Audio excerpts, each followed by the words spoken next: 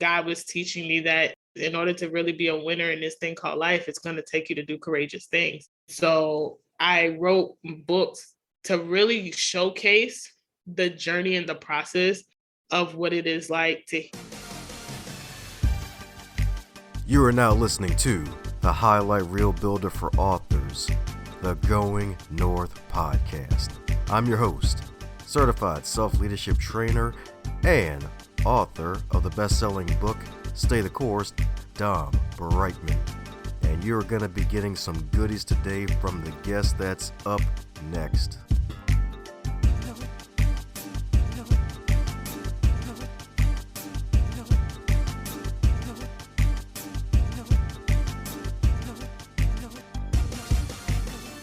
Today's episode is sponsored by book number 2 from DomBrightmon, Stay the Course, The Elite Performer's 7 Secret Keys to Sustainable Success. It is the field guide to help unleash the elite performer that is inside of you. Cop it today on Amazon.com or heading over to DomBrightmon.com and snag it in book, ebook, and audiobook, so that way you can take it on the go and get yourself on the go to your northbound success. And today on the Highlight Reel Builder for Authors, known as GMP, the Great, Glorious, and Glamorous, is the Going North podcast. And we got another super special, awesome human for you today, my friends. That's right indeed, all the way courtesy of a land far, far away. That's right indeed. Further for some, closer than most. That's right, all the way from the DMV.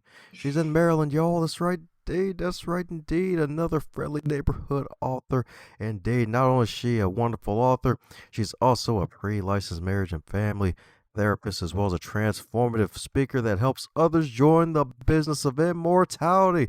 So let's give it up for the lovely and fantastic, the one and only Leah Forney. How you doing today, Leah? I'm good. How are you?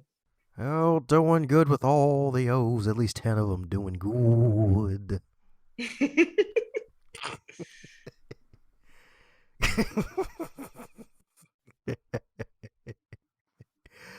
That's right indeed. That's right indeed. Cheerios got nothing on us. They're actually part of us. That is funny. That's right indeed. That's right indeed. So my goodness, as with all introductions, they only cover the ground later, and they're not even allowed to go deep into the center of the earth and on the other side of China. So my feeling is in on a bit of your backstory of how you got to where you are today, since it's your first time on the show. Yeah, let's do it.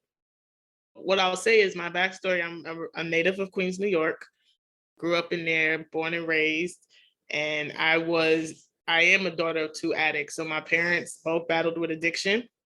My mom was a drug addict my entire life. My dad battled with alcoholism and in and out of prison since I was about 9 years old. So I grew up feeling very rejected, abandoned, angry, probably all the emotions that you could think of as a young kid growing up in Queens, New York, where most of my friends came from 2-parent households. And for me, I came from grandma, grandpa, and auntie.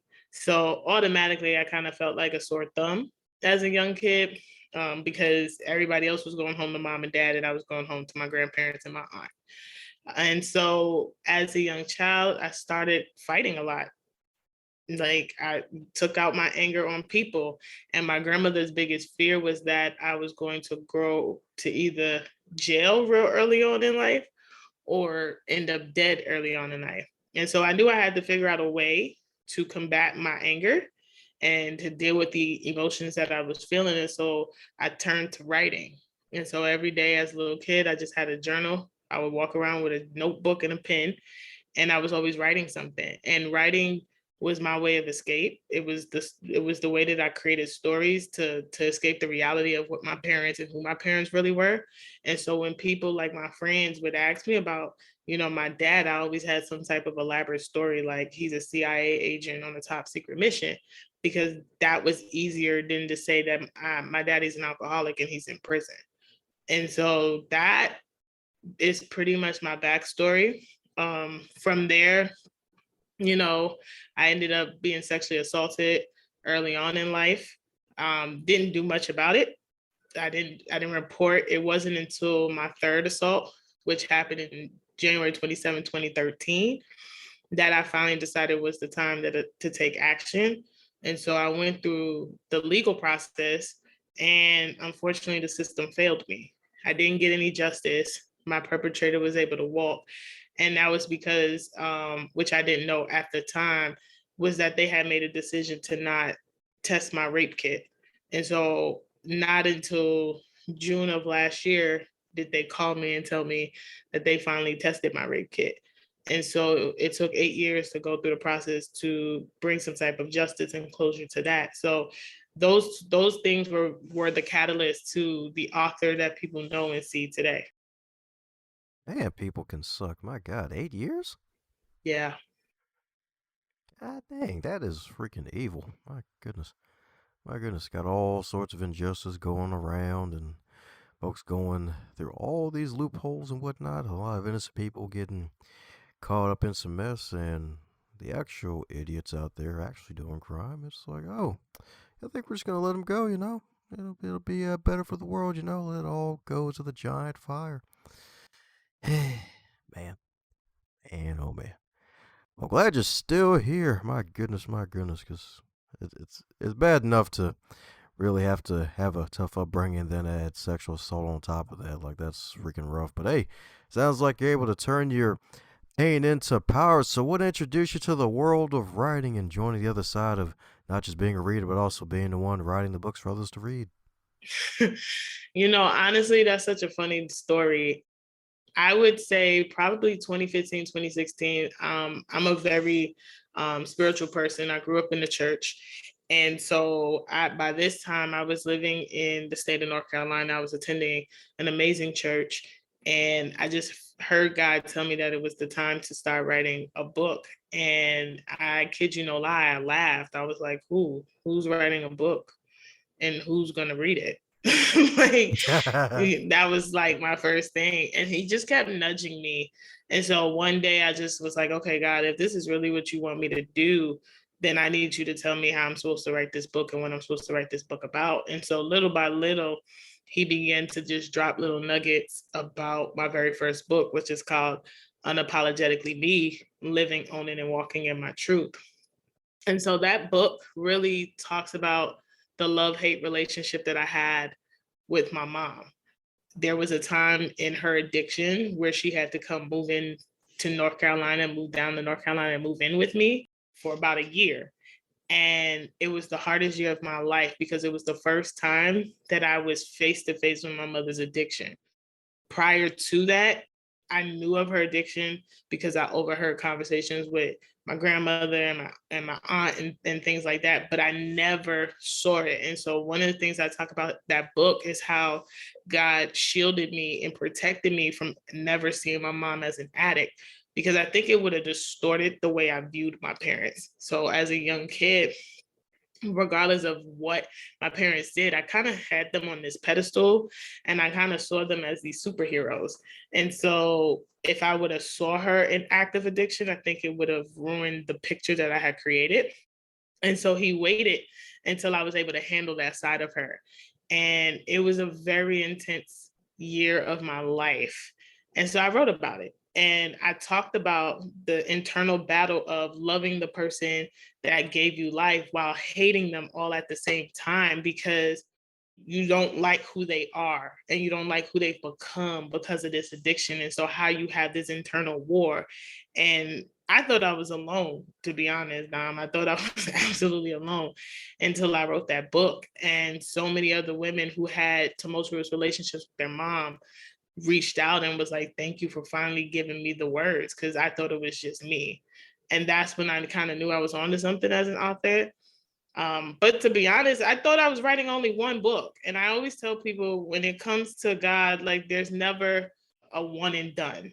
Like, there's always Mhm. something else that's coming. And so from there, each book I wrote were in pivotal moments of my life.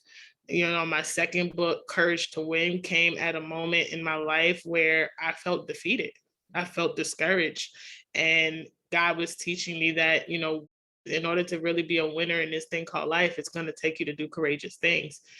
So I wrote books to really showcase the journey and the process of what it is like to heal and grow and become. And so I just actually released again my eighth and final book, Born to Be Unbound, which really shows what it's like to be on the other side of pain and really walking in your power.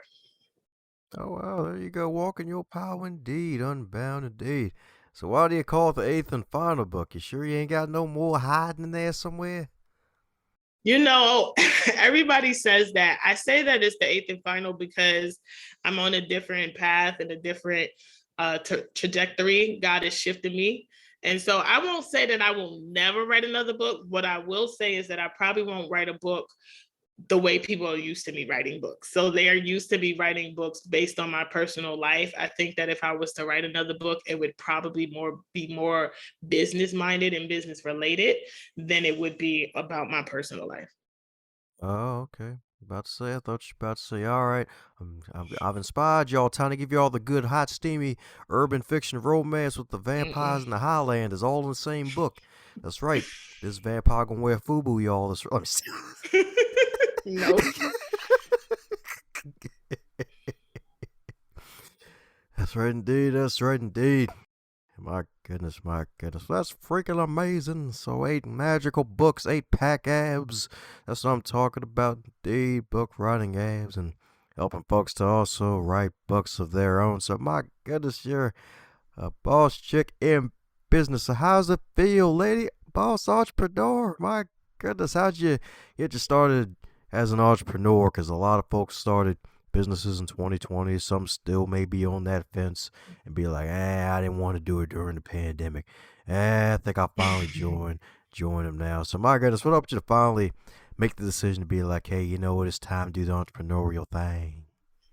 You know, honestly, I think I've always been an entrepreneur. Even as a young kid, doing things like selling lemonade. I think I've always had an entrepreneurial spirit.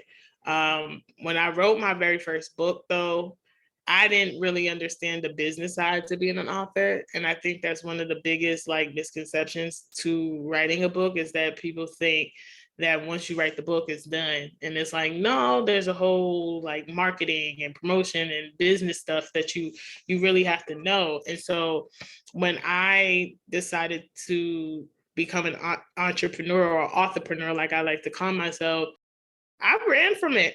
To be honest, like I started off coaching and I was doing a lot of helping others write and publish their books. And I shied away from it for a long time because my professional background is in mental health. And so therapy, coaching kind of close in. And I was just like, listen, I deal with people for a living. I really don't want to deal with people in a business. So I ran from it for a very long time, but the same type of clients kept coming to me.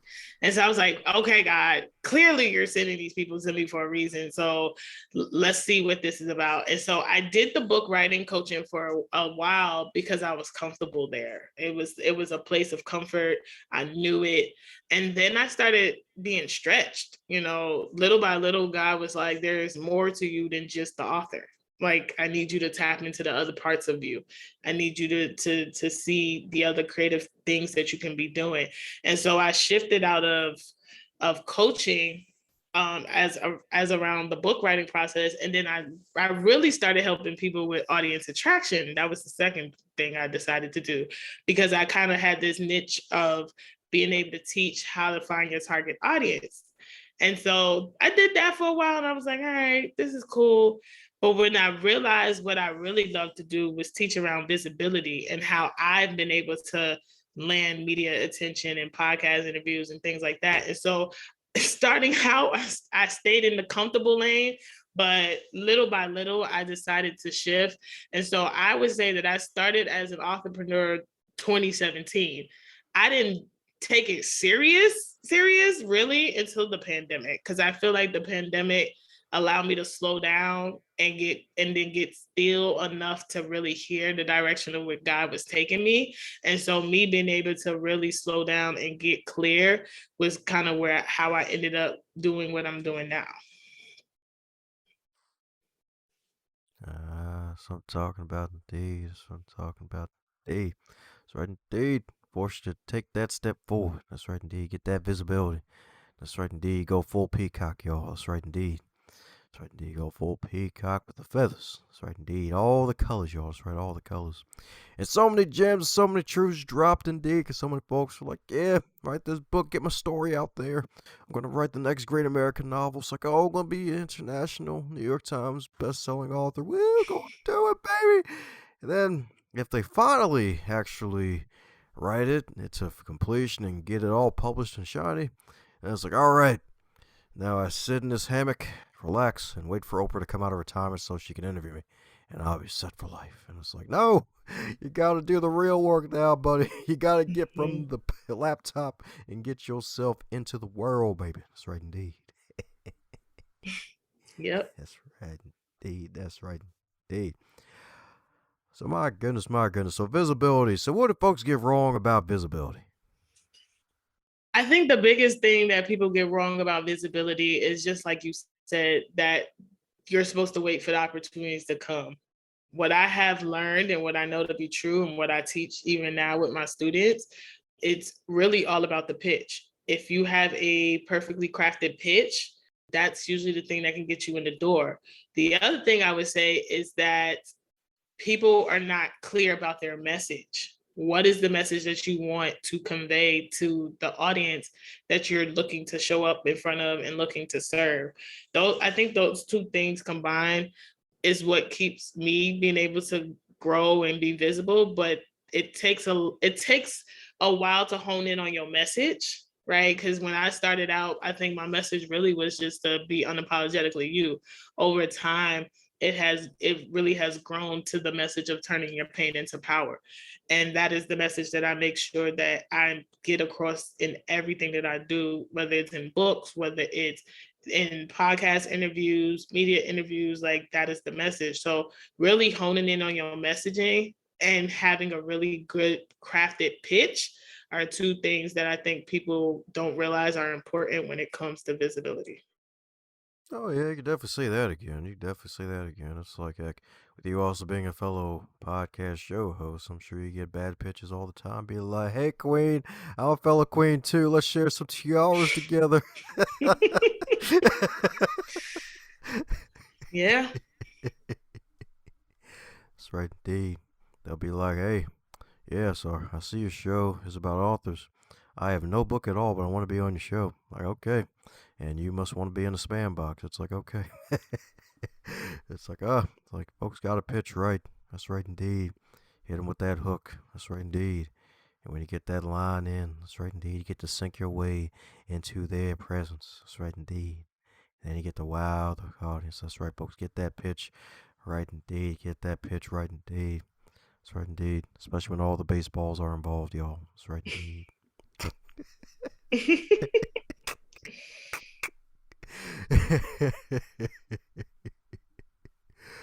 Oh man.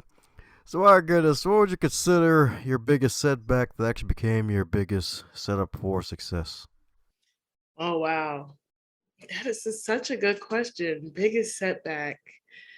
That really, honestly, I think for me, it was probably overcoming imposter syndrome. And I'll tell you a quick story. I did a conference back at the top of the pandemic where it was me and six other speakers. And I think I wasn't even making money at the time as an entrepreneur. And so all these women were like six-figure earners and better, and I was teaching audience attraction. And so I remember the moment where the host of the conference wanted to give us all awards. And I began to shrink back because there was this feeling of like, I really do not belong in this room. I don't belong in this space. And one of the ladies saw me shrink back, who happened to be right next to me. And she literally like nudged me a little bit. And she was like, stand up straight, you belong here, like stop shrinking back.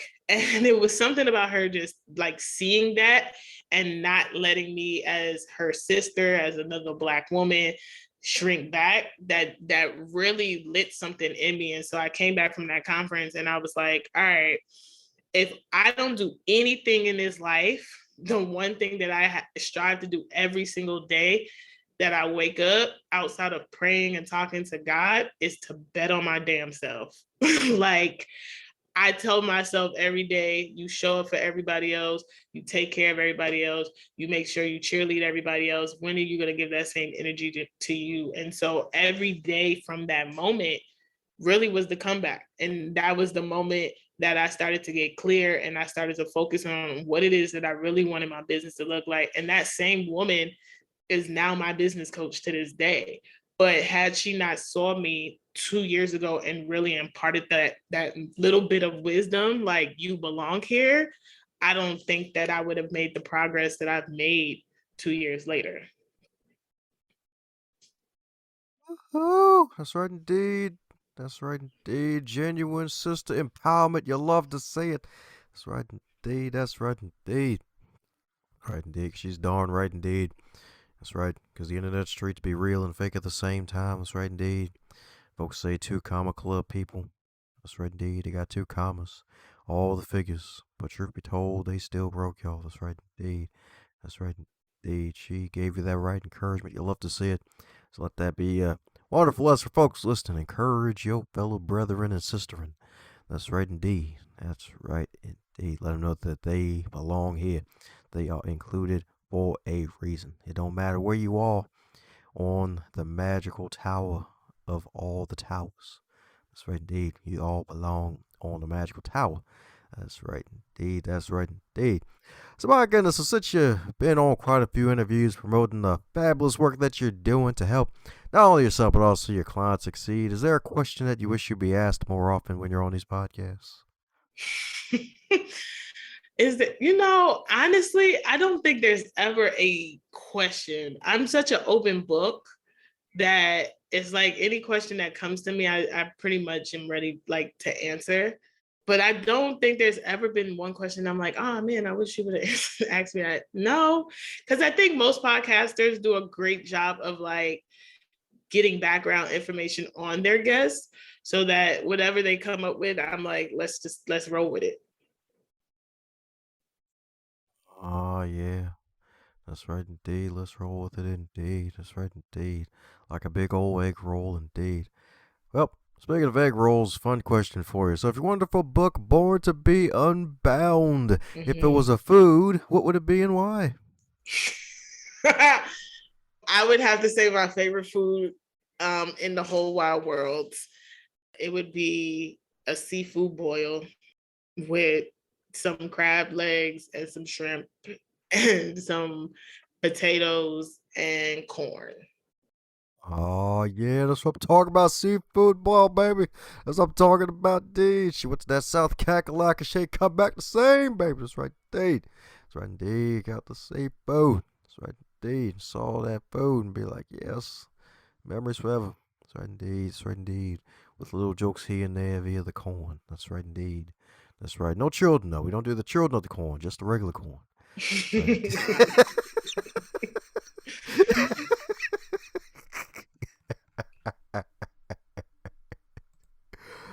Oh, man. Well, since you host your own show of your own, gotta ask the obligatory random question about podcasts. My goodness, what would you consider your 2 greatest lessons you learned from hosting a podcast of your own? Yeah, so I would say the two biggest lessons I have learned is, one, stay consistent. That is something that I teach my fellow podcast students now that work with me, is do not start a podcast if you are not willing to be committed to this thing for at least a year. And then I would say the second thing is, done is better than perfect. I think the biggest thing that we do as fellow podcasters and even new podcasters is we overwhelm ourselves trying to make this thing sound so perfect. Like, I don't care how many times you edit, you're not gonna get out every or every ah, or, like, done is better than perfect. And so I always tell my students, my rule of thumb is, if you can get through a clean sounding recording with very little need for editing, then I personally just don't edit.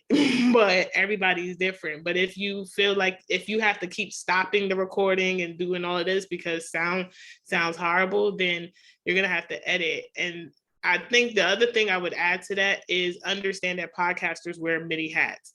So you're not only the host of the show, you're the interviewer, you're the researcher, you are the producer, the editor. Like you wear all the hats until you're in a position where you can hire somebody to do some of that legwork for you. And so again, don't get into podcasting if you're not really ready to commit. Woo! That's right there. She's dropping that hot fire, baby. That hot fire. That's right indeed. It's so darn true, y'all. That's right. That's right indeed. If you ain't gonna be consistent, if you ain't gonna put in the work, that's right indeed, and don't do it. That's right indeed. That's right indeed. Stay out, stay away. That's right indeed. Stick to like Facebook Live on occasion or something. That's right indeed. That's right indeed. Because that consistency pays. That's right indeed. That consistency pays. That's right indeed. Week by week, they gonna look for you. That's right indeed. And if a week go missing and you ain't there, then well, you ain't gonna be there. That's right indeed. Unless you give them fair warning, be like, hey, I'm gonna be on vacation. That's right. That's right indeed. I'm gonna wear the vacation hat. That's the hat I'm gonna wear, the vacation hat. And then when they get back from vacation, they will wear all the hats again. They will wear 50-50 caps at the same time. At the same time. That's right indeed. Up, we're coming down to the magical question that every guest gets to receive. And that is, if you're to wake up tomorrow and you're 25 again, but you're still in 2022, what advice would you give to yourself?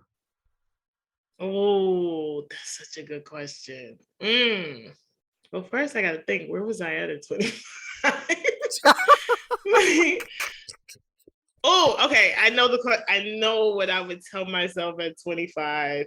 And I would say, because I was still single at 25. So 25 single Leah, I would tell her, date them all.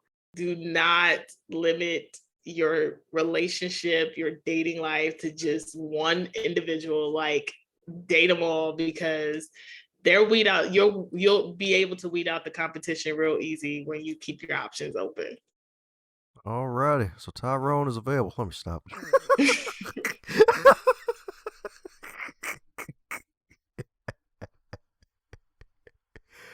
I couldn't resist.